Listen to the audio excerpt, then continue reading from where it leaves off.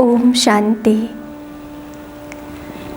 आज सन् 2020 जुन महिनाको 21 तारिकको दिन अन्तर्राष्ट्रिय योग दिवसको उपलक्ष्यमा सम्पूर्ण मानव आत्माहरूलाई ब्रह्माकुमारी ईश्वरी विश्वविद्यालयको तर्फदेखि हार्दिक शुभकामना व्यक्त गर्दछु। आज योग दिवस। सर्वप्रथम त हामी योगको बारेमा नै चर्चा गरौँ। योग पूर्वीय दर्शन र अध्यात्मको एक गौरव हो। योगले तन मनलाई स्वस्थ बनाई जीवनमा सुख शान्तिको अनुभूति गराउँछ। वर्तमान संसारमा अनेक प्रकारका योगहरू प्रचलित छन्। कसैले मैनबत्ती बालेर मनलाई एकाग्र गर्ने कोसिस गर्छन् भने कसैले प्राणायामका अनेक आसनहरूलाई अभ्यास गरेर तनावलाई मेटाउने कोसिस गर्छन्। कसैले कर्मयोगलाई नै महत्त्वपूर्ण ठानेका छन् भने कसैले घर गृहस्थलाई त्यागेर सन्यास धारण गरेका छन्। यसरी विभिन्न प्रकारका योगका विधिहरू भएको हुनाले मानवको लागि यथार्थ विधिको चयन गर्नु चुनौतीपूर्ण हुन्छ। संसारमा प्रचलित योग क्रियाहरू केवल शरीरमा मात्र केन्द्रित भएको पाइन्छ, जसले शरीरलाई हृष्टपुष्ट बनाउँछ साथै अनेक रोगहरूबाट पनि बचाउँछ। तर आज हामी शरीरबाट यति विचलित छैनौँ, यति परेशान छैनौँ जति मनदेखि परेशान छौँ। आज घर घरमा अशान्ति छ। मानिसको हृदयमा एक अर्काको प्रति द्वेषको भावना छ, नफरतको भावना छ। एक अर्कालाई कसरी हुन्छ दुःख दिने भावना छ। त यी सबै शरीरका नभइकन मनका उपज हुन्। फेरि त्यो योगको के अर्थ जसले केवल शरीरलाई मात्रै स्वस्थ राख्छ, मनलाई होइन। त्यसैले अब हामी विचार गरौँ कि यस्तो कुन प्रकारको योग गरौँ जसले हाम्रो तन मनलाई स्वस्थ बनाओस् र जीवनको अनन्तकालसम्म हामीलाई प्राप्ति गराओस्। सर्वप्रथम त योगको शाब्दिक अर्थ हुन्छ जोड, सम्बन्ध या मिलन। जसरी बिछोडलाई, सम्बन्ध टुट्नुलाई वियोग भनिन्छ, त्यस्तै प्रकारले जहाँ हाम्रो मानसिक सम्बन्ध जुट्छ त्यसलाई योग भनिन्छ। योग शब्द आफैमा अति पवित्र र दिव्य छ। योग शब्द संस्कृतिको योज धातुबाट बनेको हो, जसको अर्थ हुन्छ सम्बन्ध जोड्नु। पूर्वीय दर्शनमा मुख्यतया 8 प्रकारका योगहरूको व्याख्या छ। भक्ति योग, ज्ञान योग, संन्यास योग, हठ योग, समत योग, बुद्धि योग, कर्म योग र राजयोग। यी 8 योगहरूमध्ये राजयोगलाई आर्यहरूले पवित्र धर्मग्रन्थ गीतामा सर्वोत्कृष्ट योग मानेका छन्। राजयोग सर्वोत्कृष्ट योग भएको हुनाले अर्जुन जस्तो विद्वानलाई पनि परमात्माले यही राजयोगको प्रशिक्षण दिएर लक्ष्य प्राप्ति गराउनु भएको थियो। राजयोग स्वयं परमात्माले गीतामा सिकाउनु भएको योग हो, जसको लागि सर्वप्रथम स्वयंको परिचय र परमात्माको परिचय हुनु अति आवश्यक छ। वास्तवमा हामी शरीर होइनौँ, निधारको बीच भागमा स्थित एक ज्योति बिंदु स्वरूप आत्मा हो। यो शरीर एक वस्त्र हो। परमात्मा को घरदेखि जब हामी यस धरतीमा आयौं कर्म गर्नको लागि, यस कर्म क्षेत्रमा यसको लागि मिलेको यो वस्त्र हो। तर हाम्रो वास्तविक परिचय एक ज्योति बिंदु स्वरूप आत्मा हो। अब परमात्मा को हुनुहुन्छ त? परमात्मा निराकार, निरंजन, सच्चिदानंद स्वरूप परमपिता परमात्मा शिव हुनुहुन्छ, जो समस्त जगतका पिता, समस्त मनुष्य आत्माहरूका पिता हुनुहुन्छ। यस सृष्टिको रचनाकार हुनुहुन्छ। यस्तो परमात्माको हामी अमर सन्तान हौं। राजयोगको अभ्यास गर्नको लागि केही आधारहरूको आवश्यकता पर्दछ। यसमा पहिलो आधार हो परिचय। हुन त संसारमा हजारौं मानिसहरू छन्, तर याद हामी उसैलाई गर्छौं जोसँग हाम्रो परिचय हुन्छ। जब हामीलाई थाहा लाग्छ परमपिता परमात्माको बारेमा, जब उहाँको असली परिचय प्राप्त गर्दछौं, परमात्मा समस्त जगतको पिता, समस्त देवात्मा, धर्मात्मा, पुण्यात्मा, मनुष्य आत्माको पनि पिता हुनुहुन्छ। यस्तो पिताको हामी आत्मिक सन्तान हौं। त जब उहाँको बारेमा हामीलाई परिचय हुन्छ, त्यसपश्चात याद गर्न सहज हुन्छ। परिचयपछि हुन्छ सम्बन्ध। हुन त संसारमा हजारौं मानिसहरू छन्, हामी उसैको याद गर्छौं जो व्यक्तिसँग हाम्रो सम्बन्ध हुन्छ। परमपिता परमात्मा हाम्रो माता, पिता, बन्धु, सखा, स्वामी र सद्गुरु हुनुहुन्छ। जब यो सम्बन्धको बारेमा थाहा लाग्छ, तब याद गर्न सहज हुन्छ। तेस्रो छ स्नेह। जीवनमा सम्बन्ध त हामी धेरैजनासँग राख्छौं, धेरैसँग हाम्रो नाता हुन्छ, तर खासमा त्यो व्यक्ति नै बढी याद आउँछ जोसँग हाम्रो प्रेम हुन्छ, स्नेह हुन्छ। परमपिता परमात्मा हाम्रो पिता हुनुहुन्छ।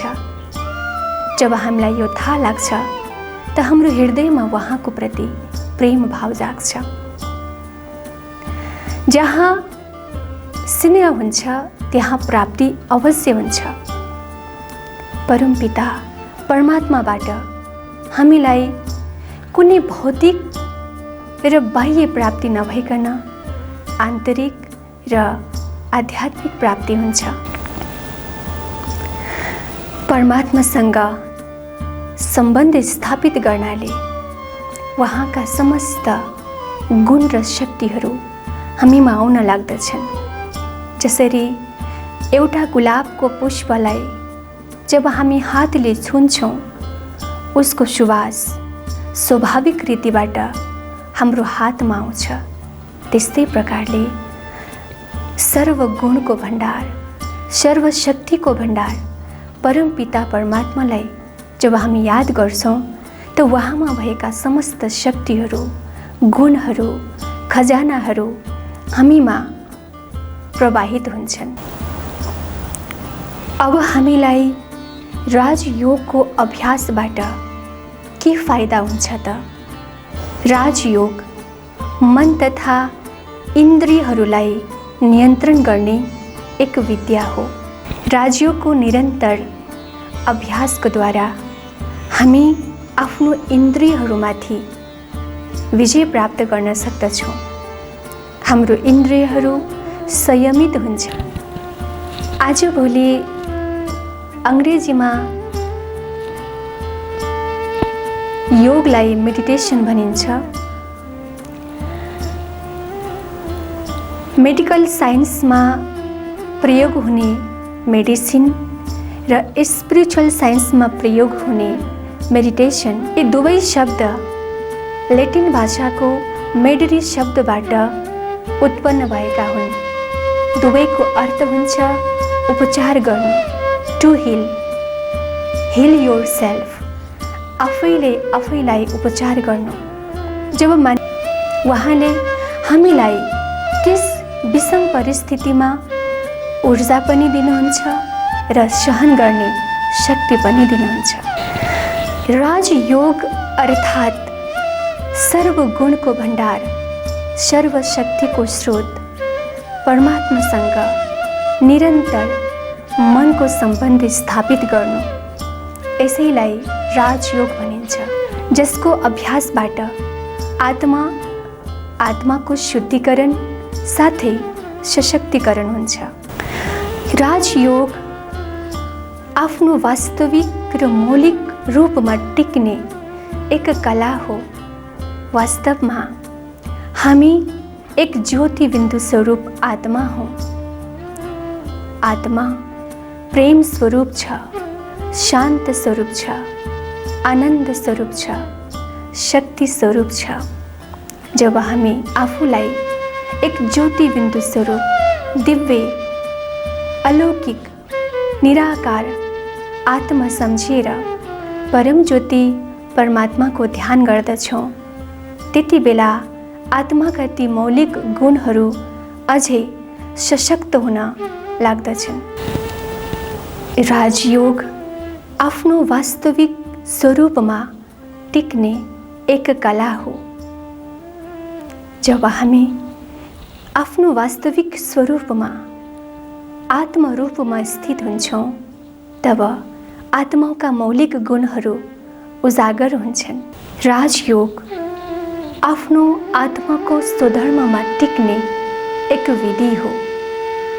राजयोग आत्मा र परमात्मा बीचको एक संवाद हो, वार्तालाप हो। राजयोग भनेको शुद्ध संकल्प राखेर परमपिता परमात्मासँग गरिने अत्यन्तै प्रेमपूर्वक कुराकानी हो। यसको लागि आवश्यकता हुन्छ सत्य ज्ञानको, किनकि जब हामी कुनै पत्र पठाउँछौँ भने त्यसमा ठेगाना स्पष्ट हुनु आवश्यक हुन्छ। त्यस्तै प्रकारले हामीले जसको याद गर्ने हो उहाँको परिचय पनि यथार्थ हुनु अत्यन्तै जरुरी हुन्छ। आज संसारमा अनेक प्रकारका प्रतिस्पर्धा छन्। धन, दौलत, पद, पोजिसन, अनेक प्रकारका प्रतिस्पर्धा, जसलाई हासिल गर्नको लागि मानिस दिन रात भागदौड गरिरहेको छ। उसलाई आज खाना खाने पनि फुर्सद छैन। आफ्नो परिवारसँग बसेर 2 मिनट कुरा गर्ने फुर्सद छैन। उसको मनमा एक किसिमको मानसिक दबाव छ। यस्तो अवस्थामा हामी सबैको लागि राजयोग अत्यन्तै आवश्यक छ। जब हामी तनावग्रस्त हुन्छौँ, हामीले आफ्नो दैनिक जीवनमा आइपर्ने परिस्थितिहरूमा जुन निर्णय लिन्छौँ त्यो तनावको कारण त्रुटिपूर्ण हुन जान्छ। यस्तो अवस्थामा राजयोग नै तर्फ अत्यन्तै नकारात्मक वातावरण छ। यस्तो अवस्थामा पनि राजयोगको अभ्यास गर्नाले ती नकारात्मक वायुमण्डलको, व्यक्तिको र परिस्थितिको प्रभाव हाम्रो आत्मालाई पर्दैन। राजयोगको निरन्तर अभ्यासबाट हाम्रो शरीरमा अन्तस्राविक प्रणालीबाट उत्पन्न हुने हार्मोनहरू लगायत अन्य क्रिया अत्यन्तै सन्तुलित हुन्छन् र हाम्रो स्वास्थ्यमा समेत सुधार हुन्छ। शरीरका सबै टक्सिनहरू समाप्त भएर जान्छन्। राजयोग मेडिटेसन विद्यार्थी भाइ बहिनीहरूको लागि त अत्यन्तै नै उपयोगी छ। किनकि यस योगको अभ्यासद्वारा हाम्रो मन एकाग्र हुन्छ। जब मन एकाग्र हुन्छ तब हामी कुनै पनि कर्म गर्दछौँ, त्यो कर्म अत्यन्तै कौशल बन्दछ। हर हालमा शान्त रहनु छ, चाहे परिस्थिति जस्तो सुकै होस्। थाहा छ परिस्थिति प्रतिकूल छ, फेरि पनि मलाई आज शान्त रहनु छ,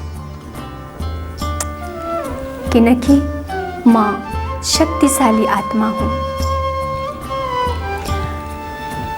म निर्भय र निडर आत्मा हुँ।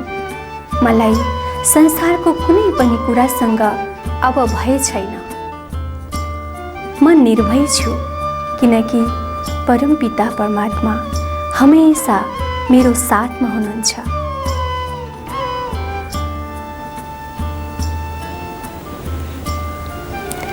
मेरो शरीर निरोगी र स्वस्थ छ। मलाई कुनै पनि प्रकारको रोगले छुन सक्दैन। म भित्र राजयोगको अभ्यासले गर्दा रोग प्रतिरोधात्मक शक्ति अत्यन्तै वृद्धि भइरहेको छ।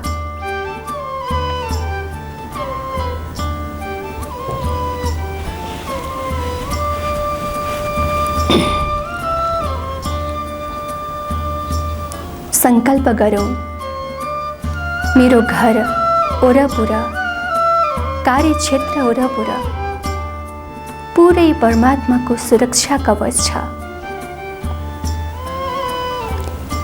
परमात्माको शक्तिशाली घेराभित्र म लगायत समस्त विश्व सुरक्षित छ।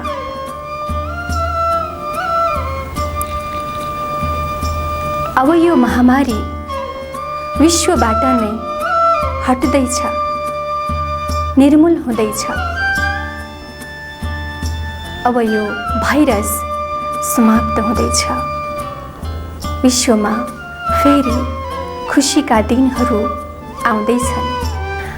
आज अन्तर्राष्ट्रिय योग दिवस। आजको यस पुनीत अवसरमा हजुरहरू समस्तमा खुसियाली मन र समृद्ध जीवनको मङ्गलमय शुभकामना व्यक्त गर्दछु। हजुरको दिन अत्यन्तै शुभ रहोस्, शिवमय रहोस्। ओम शान्ति।